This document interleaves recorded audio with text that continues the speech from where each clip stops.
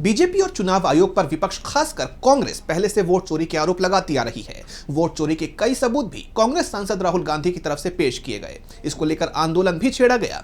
विपक्ष ने बिहार में वोटर अधिकार यात्रा भी निकाली, लेकिन ये वोट चोरी कर्नाटक, महाराष्ट्र और बिहार तक सीमित नहीं है। कांग्रेस ने अब बीजेपी पर दादरा और नागर हवेली और दमन और दीव में चुनाव चोरी करने का आरोप लगाया है। साथ ही सबूत भी पेश कर दिए हैं। तो क्या है ये पूरी खबर, जानेंगे इस रिपोर्ट में। वोट चोरी का मुद्दा बीजेपी के गले की फांस बनता जा रहा है। इस मामले से बीजेपी पहले से ही घिरी हुई है और अब कांग्रेस ने वोट चोरी को लेकर एक और बड़ा खुलासा किया है। पार्टी ने आरोप लगाया कि केंद्र शासित प्रदेश दादरा और नगर हवेली के साथ दमन और दीव में स्थानीय चुनावों को बीजेपी ने मतदान के पहले ही चुरा लिया है।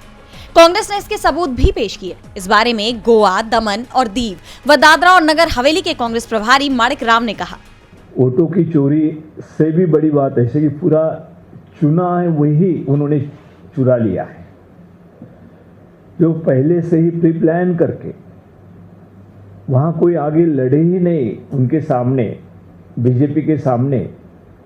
इस तरीके से बड़े प्लानिंग के साथ उन्होंने ये चुनाव को हाईजैक करने की कोशिश पूरी तरह की है, हाईजैक किया है।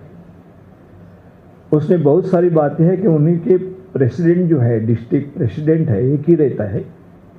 दादरा नगर हवेली, दीव दमन में एक ही डिस्ट्रिक्ट प्रेसिडेंट है। उन्होंने स्पष्ट रूप से पहले कह दिया था, जिस दिन नॉमिनेशन के बाद 17 को लास्ट डेट थी, उसी दिन कह दिया था कि हम ये चुनाव जीत गए हैं, आप ऐसा समझे कि आप जीते हुए उम्मीदवार हो।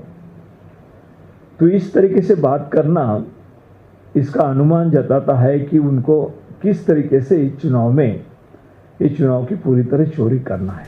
बता दें कि दादरा और नगर हवेली और दमन एंड दीव में आगामी पंचायत, जिला पंचायत और नगर पालिका परिषद के आम चुनावों के लिए 5 नवंबर को मतदान होना है।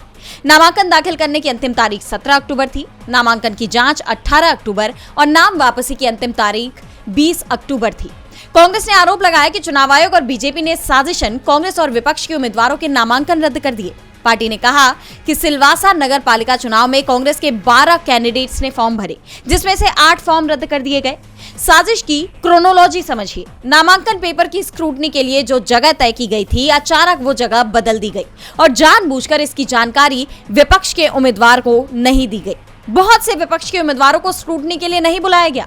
मनमाने तरीके से विपक्ष के उम्मीदवारों के नामांकन रद्द किए गए, कोई वजह नहीं बताई गई।